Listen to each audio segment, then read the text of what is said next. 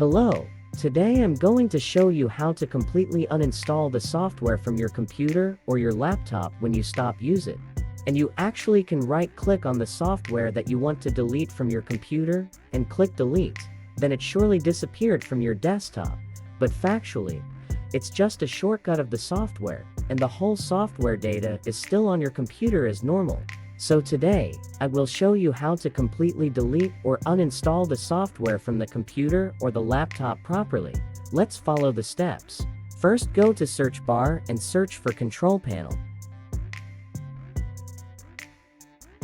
Then you can right-click on it, or look at the right side, then click on programs and features. Then you can find the software that you want to delete in here.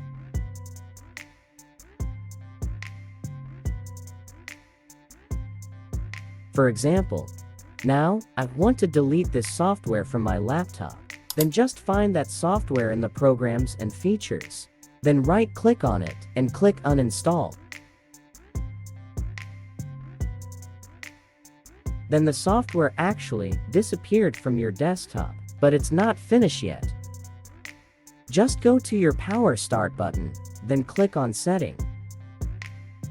Then click on apps. Uninstall defaults. Then find the software file that you just deleted. They should be still in here too. Then click on it and click uninstall. Next step, open your file explorer and click on document. Then you should delete that software data folder from here too, cause it can take up your space sometime. Then click on Local Disk C. Click on Program Files. Then find that software folder and delete it if you see its folder still in here.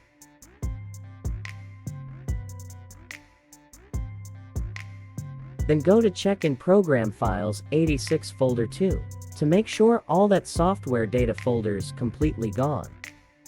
And if you see any folders of the software that you just deleted, then just delete them too, cause you may not need them anymore. Okay, thanks for watching, and if you liked this video, then make sure you click on the like button and subscribe this channel. See you in the next video. Thanks and bye for now.